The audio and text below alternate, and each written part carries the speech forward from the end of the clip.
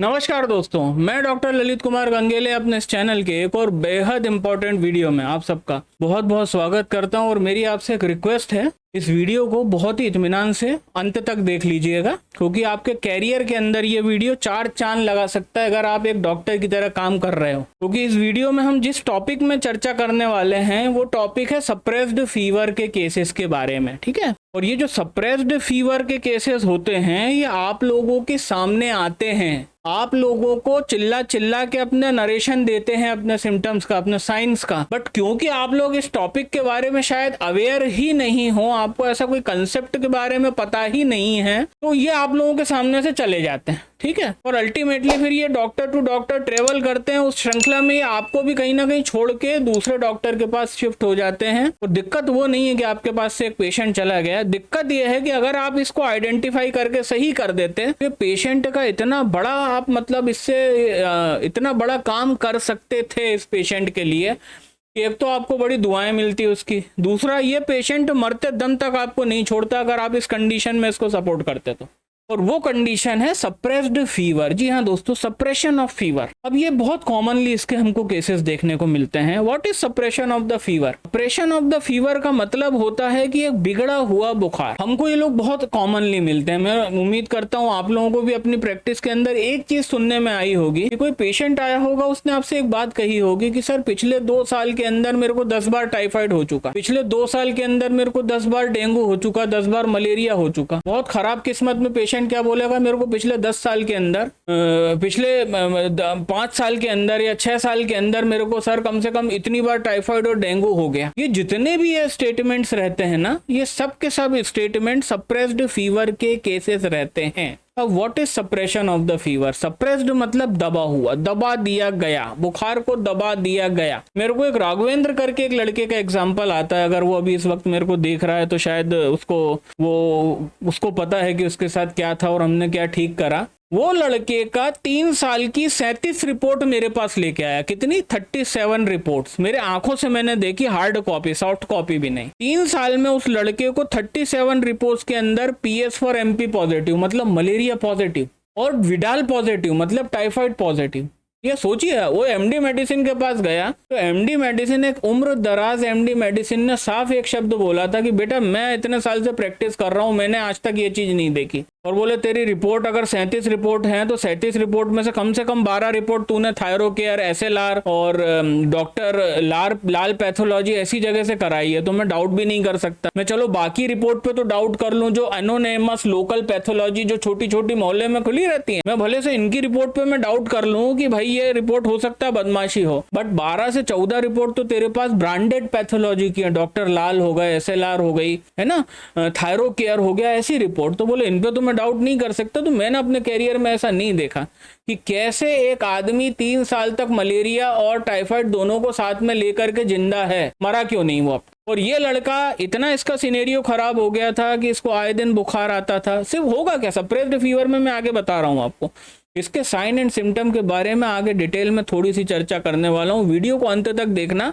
तुम लोगों ने इस वीडियो का कोई भी पार्ट स्किप करा तो तुम घंटा कुछ समझ में नहीं आएगा और ये केस आपके सामने से निकलते जाएंगे, आप इनको आइडेंटिफाई नहीं कर पाओगे। होता क्या था उसके साथ, उसको एक फीवर और एक प्रकार का बोझलता बनी रहती थी। उसको मतलब एक ऐसा लगता था कि रोज शाम को उसको हल्का सा 99 तक फीवर आ रहा था। उसको मतलब एक प्रकार का लो ग्रेड फीवर उसको कभी भी फील होता था, भले वो थर्मामीटर पे नहीं आता था, पर ये चीज बताता था। क्या बताता था कि सर एकदम से फीवरिश सा लगता है, जैसे फीवर में होने वाली चीजें होती हैं कि एकदम से बॉडी की एनर्जी 0 हो गई, बॉडी के अंदर एकदम से थकावट हो गई, हाथ पैर भारी हो गए, हल्के हल्के से पेन हो रहे हैं, हल्का हल्का सा के अंदर हेडेक हो रहा है, डाइजेशन प्रॉपर है नहीं, है ना। और ये स्थिति इसकी बनती थी तो ये 5 से 6 दिन तक रहती थी। फिर बेचारा कहीं का कोई भी एलोपैथिक पैरासीटामोल के सहारे रहता था और ये इसके साथ 3 साल से चल रहा था। फिर 3 साल के बाद मेरे पास आया तो I diagnosed it as a suppression of the fever. अब इसके साथ ये क्यों हुआ, हमारे पास इसका जवाब नहीं है कि एक बुखार कब दब जाता है। जैसे कि मैंने एक वीडियो बनाया था कॉम्प्लिकेशन ऑफ फीवर, ऊपर मैं कार्ड में लिंक दे दूंगा, आप देखिएगा। उसके अंदर हमने ये बताया है कि कोई भी बुखार, चाहे डेंगू हो, टाइफाइड हो, मलेरिया हो, चिकनगुनिया हो, कोई भी फीवर हो, अगर उसके अंदर हमको एग्जैक्टली वो पॉइंट नहीं पता है कि किस पॉइंट पे मिस्टेक होती है, बट एक फीवर जब बिगड़ता है तो वो उसके कॉम्प्लिकेशन दो निकलते हैं, या तो वो ब्रेन में चढ़ जाता है जिसको मस्तिष्क ज्वर बोलते हैं ना, बुखार दिमाग पे चढ़ गया, वो तो कोमा में चला गया। क्यों चला गया? अरे बुखार हुआ तो बुखार दिमाग पे चढ़ गया, मेनिंजाइटिस। और दूसरा कॉम्प्लिकेशन है रीनल फेलियर हो जाता है, किडनी फेल हो जाती है। अगर आपने बुखार को पहली बात जबरदस्ती करने की कोशिश की बुखार के पेशेंट के साथ, है ना, जबरदस्ती ताकतवर दवाओं से उसको सप्रेस, मतलब उसके ऊपर आपने अत्याचार करा, तो वो रीनल फेलियर हो जाएगा उसका। ये हम देख चुके हैं। वो अगर आप वीडियो देख लेना, आपको समझ में आ जाएगा। तो जिस तरह से उसमें मैंने बोला था, हमें एग्जैक्टली वो पॉइंट नहीं पता है कि किस पॉइंट पे जाकर फीवर कॉम्प्लिकेट हो जाएगा। एक चीज पर हम उस बारे में जानते हैं कि जब जरूरत से ज्यादा लंबे समय तक फीवर सस्टेन करेगा एक बॉडी के अंदर, तो उसका बिहेवियर चेंज हो जाएगा। जैसे एक बुखार आया तो क्या होता है, टेम्परेचर बढ़ेगा, हाथ पैरों में दर्द होगा, सर दर्द होगा, WBC काउंट बढ़ जाएंगे, फीवर का फिनोमिना होगा। फीवर की हमको स्टेजेस दिखेंगे, ज्यादा इन्फेक्शन होगा तो चिल मतलब ठंड लगेगी, ठंड दे के बुखार आएगा, फिर पैरासीटामोल पेल देंगे एलोपैथी वाले, पसीना आएगा, बुखार उतर जाएगा। यही देखते हैं ना दोस्तों। जब यही कार्यक्रम बहुत ज्यादा लंबे समय तक चलता है, कहने का मतलब एक फीवर के अंदर तुम लोगों के पास एक लिमिटेड 4 से 6 दिन का टाइम होता है। तुमको बड़े से बड़े फीवर को 6 दिन के अंदर रिजॉल्व करना है, चाहे वो कोई फीवर हो, ये याद रख लो। तो एक चीज जो हमको समझ में आई किसमें, वो कॉम्प्लिकेशन ऑफ फीवर वाले वीडियो में भी मैंने बताया है कि कॉम्प्लिकेट तब हो जाएगा फीवर जब एक बहुत लंबे समय तक हम उसको रिजॉल्व नहीं कर पाएंगे। तो मतलब फर्ज करो 20 दिन टिका है टाइफाइड, वो लेगा, कॉम्प्लिकेशन आ ही जाएगा उसके अंदर। कि टाइफाइड अगर 20 दिन होता है, बहुत कॉमनली होता है, हम देखते हैं गाँव में होता है कि पहले झोला छाप के पास गए, झोला छाप के 6 दिन अपना एक्सपेरिमेंट करा, बॉटल एंटीबायोटिक सब टूम करा, 6 दिन 7 दिन में रिजॉल्व नहीं हुआ, पेशेंट और डिटोरिएट हो गया। फिर वो जिला अस्पताल रेफर करता है, फिर जिला अस्पताल से वो नजदीकी सबसे बड़े शहर के सबसे बड़े हॉस्पिटल में रेफर कर देता है। बाय दैट टाइम 1 महीना हो गया। अब 1 महीने में पेशेंट की हालत ये हो गई कि वो वेंटिलेटर पे आ गया, क्योंकि वो हल्का सा कोमा में चला गया, उसका फीवर कॉम्प्लिकेट हो गया, या तो उसको नेफ्राइटिस हो गया या तो मेनिंजाइटिस हो गया। नेफ्राइटिस होगा तो मल्टी ऑर्गन फेलियर का लूप चालू होगा, उसमें अल्टीमेटली ले डूबेगी, उसकी जान चली जाएगी।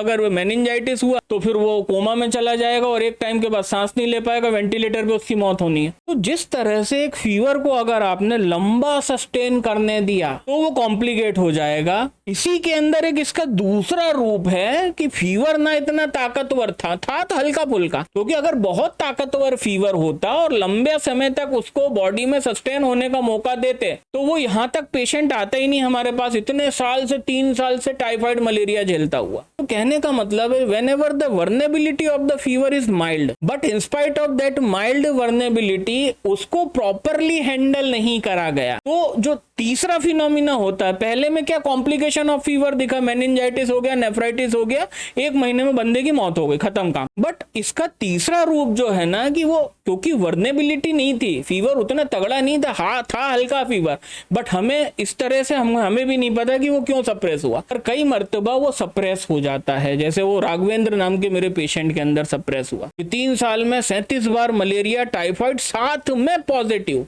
डॉक्टर बोल रहा है इम्पॉसिबल, बोलो सैल्मोनेला टाइफाइड इतनी समय तक ब्लड में एग्जिस्ट ही नहीं कर सकता, प्लाज्मोडियम इतनी समय तक मलेरिया का पैरासाइट एग्जिस्ट ही नहीं कर सकता, साफ बोल रहे हैं डॉक्टर, किताबों में भी लिखा है, बट उसमें तो था। तो ये होता है सप्रेशन ऑफ फीवर कि जब भी फीवर के अंदर माल ट्रीटमेंट हुआ था तुम्हारे पेशेंट के साथ, आज नहीं, आज से कई महीने पहले, जब वो तुम्हारे पास नहीं आया था, जब वो कोई लोकल डॉक्टर के पास गया था, जब वो कोई एलोपैथ के पास गया था, उसने क्या करा कि एक प्रकार का फीवर के अंदर एक ऐसा ट्रीटमेंट दिया, ना वो उसको पूरा सही कर पाया, ना वो उसको पूरा उसने उसको अपनी औकात में रहने दिया। तो ऐसे केस के अंदर जो एक छोटी सी ब्रैकेट होती है, उस ब्रैकेट के अंदर ये जो फीवर होता है ये सप्रेस हो जाता है, और अकॉर्डिंग टू थ्योरी ये सप्रेस होके लीवर को इफेक्ट करता है, स्प्लीन को इफेक्ट करता है। तो सप्रेशन ऑफ लीवर के अंदर बहुत कॉमनली हमको हिपेटोमेगैली देखने को मिलती है। हमको सोनोग्राफी में कई लोगों के लीवर बड़े दिखते हैं जिनको फैटी डिजनरेशन नहीं है, तो वो सप्रेशन ऑफ फीवर के वजह से। आप सबसे पहली बात समझिए इसके साइन एंड सिम्टम्स क्या होंगे। पेशेंट आपके पास आएगा,